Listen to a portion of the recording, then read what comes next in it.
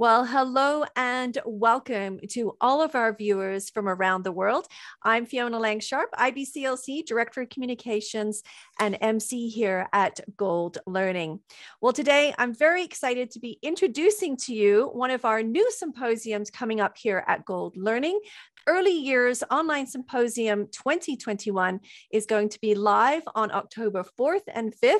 Depending where you are in the world, of course, you will need to go to our website at goldlearning.com to find out the exact times and dates of this event so that you can join in our live event. Today, I have a very special guest who's going to be speaking live at this event, and it is Robin Grille. Welcome, Robin. It's so good to have you here today. Very happy to be with you once again, Fiona. It's been a while, hasn't it?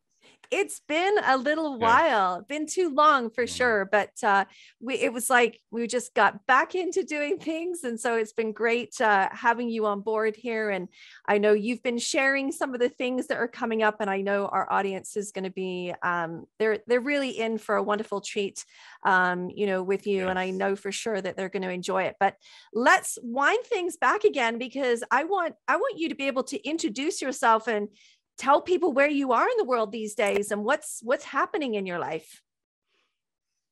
Where in the world are you is the question I'm often asked, and at many levels. Yeah, we have just resettled into a very beautiful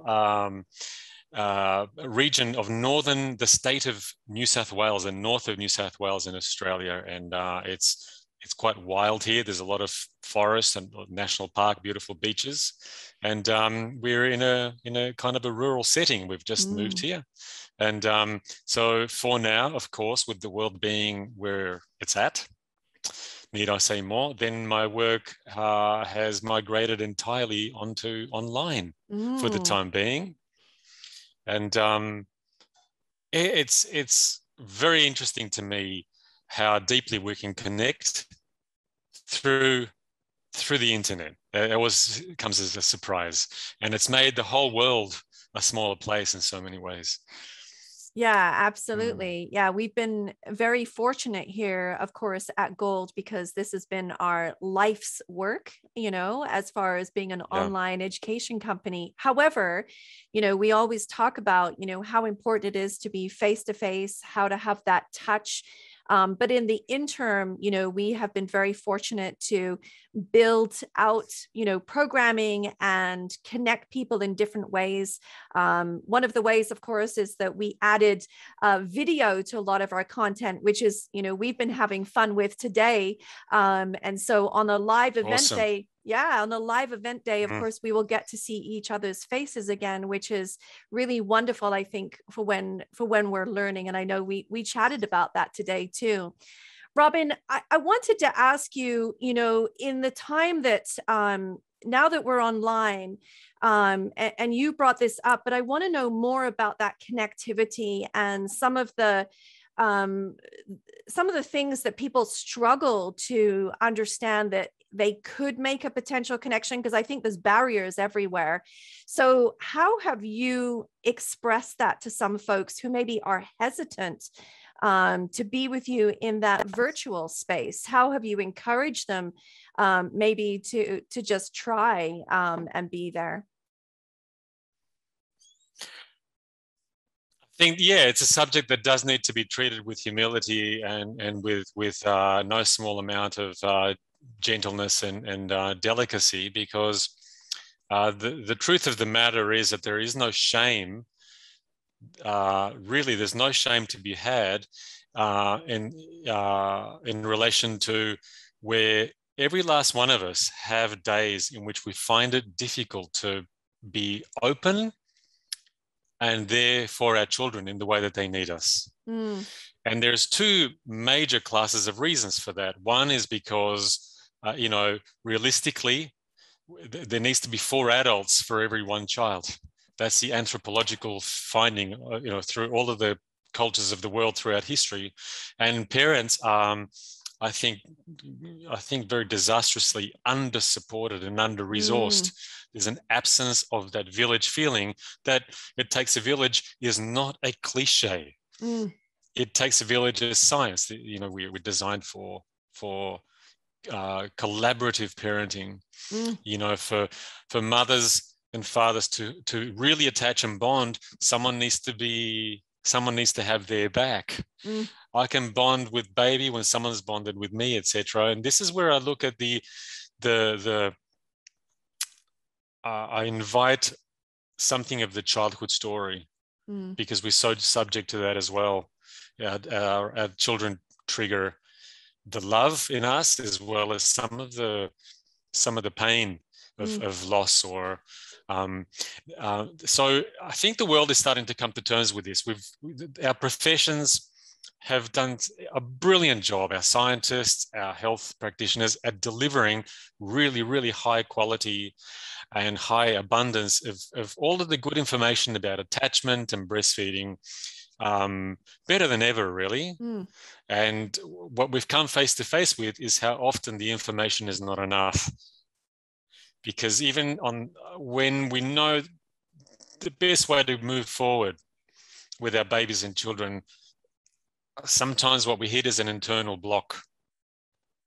And that internal block might be to do with one of these two things: not enough support in our lives emotionally, but also a personal story that is triggered.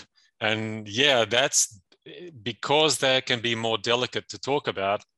That's what my training will be about. How do you broach that subject in a way that really invites and warms people up, that they want to open up to you? Because that is a beautiful, beautiful moment. And the good news is that often that's all it takes: a moment of honesty and a moment of removing the shame, and the human heart opens in that safe space.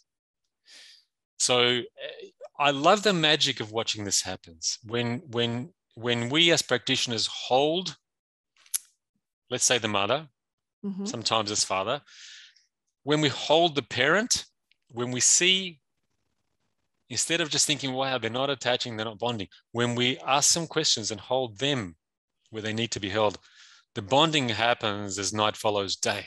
Because inside us all, there is a capacity for pleasurable, not just good bonding, pleasurable, enjoyable bonding. There's a very sweet heart pleasure in that. That is available to all human beings. It's neurologically programmed. Beautiful. Once we address what might be in the way that day. It's simple but delicate. I'll say no more. I don't want to give away the punchline. You're giving me goosebumps now. You know, there was a couple of things when you were sharing just now. And of course, I've had the inside scoop, on some of the things that you're going to be sharing, but I am always, I'm blown away when you say four adults per child. But, I'm not surprised though. I think, oh, 4 adults, what is he talking about? And I've heard you say this before, but then I think, of course we need that many.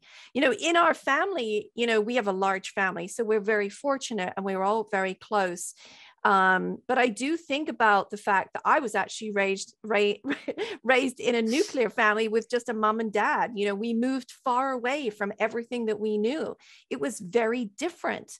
And it took time. So, there are definitely unique situations for lots of families, but you can create community. And I think, those are the things that we've sometimes forgotten to do. We've forgotten to reach out into our village.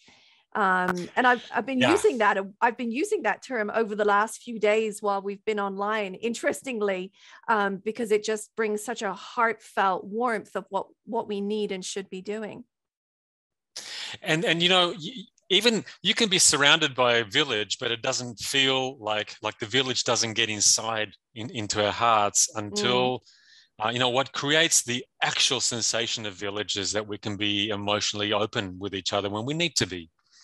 Right. So every parent on earth, it doesn't matter if you're a saint, every parent on earth runs out of gas. We go empty. It's called empathy fatigue.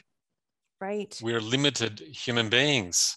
And when things are too hard, it impinges Mm-hmm. on our capacity for attachment, and Mm-hmm. that's not our fault.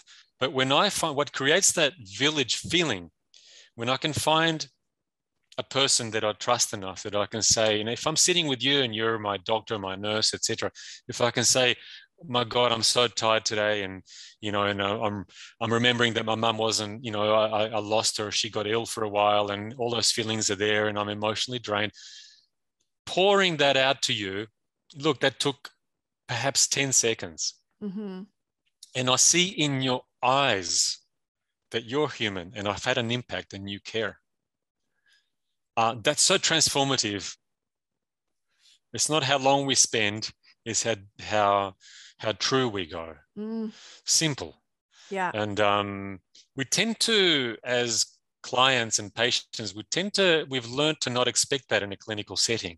Mm-hmm. You know, there was a story that clinicians are clinical. Even the word means emotionless, doesn't it? Clinical Yeah. means emotionless in the kind of the in the jargon. I'm here to change that. Perfect. So are you. You know, I think Yeah. that's already starting to happen. Yeah. Um, Absolutely. those moments are so powerful, and Mm. that, you know, that empathic connection, suddenly it's like it's the same flavor as being mothered or fathered. Yeah. The heart opens up again. I've got a full tank of gas, and what happens next is that the body wants to pass that forward. Mm. What we Beautiful. receive, there's a neurological longing to pass that forward, and our baby gets all the good juice from that. Yeah. All the benefit. Yeah, And the learning, that's wonderful. Well, yeah, yeah. thank you so much, Robin. I mean, yeah, this is wonderful. And so I know for many of you listening in right now, you know, you're just listening into this event, and I want to share with you that you will be able to come back and listen live with Robin and myself and our team here at Gold Learning at our Early Years Online Symposium. You can register for the event right now on our goldlearning.com website. Robin, before I let you go today, I did want to just talk briefly about, since we last spoke, I feel like you've been busy writing. I know that you, last time I think I have read one of your books, which was Heart to Heart. So you have 3 books now: Parenting for a Peaceful World, Heart to Heart That was the Parenting. first one. That was the first Yeah, one. Heart to Heart Parenting, and Inner Child's Journey. correct. So the first book, Parenting for a Peaceful World, is more that's got all of the science and the history of childhood. The Mm-hmm. history of childhood has been so helpful to people. People write to me and they say, I didn't expect this, but I've ended up feeling immense compassion for even the most difficult elders and ancestors and parents, you know, in my life, because I see the childhood that they had, and so forth and so forth. And also, it's got the science in there of early childhood development, which is very helpful to put that in the hands of practitioners and parents. Heart to Heart Parenting, the second book, was more a direct conversation with mums and dads. And what I've focused on in there is not only the baby's needs, but the parent's need. Mm-hmm. You know, sustain the parent, not just practically, but emotionally, Mm-hmm. and the right stuff flows on.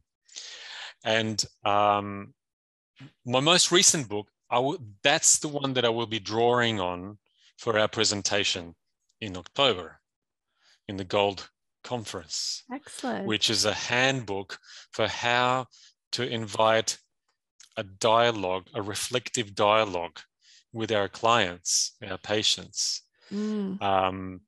where there is a safe space for expressing emotion and being heard.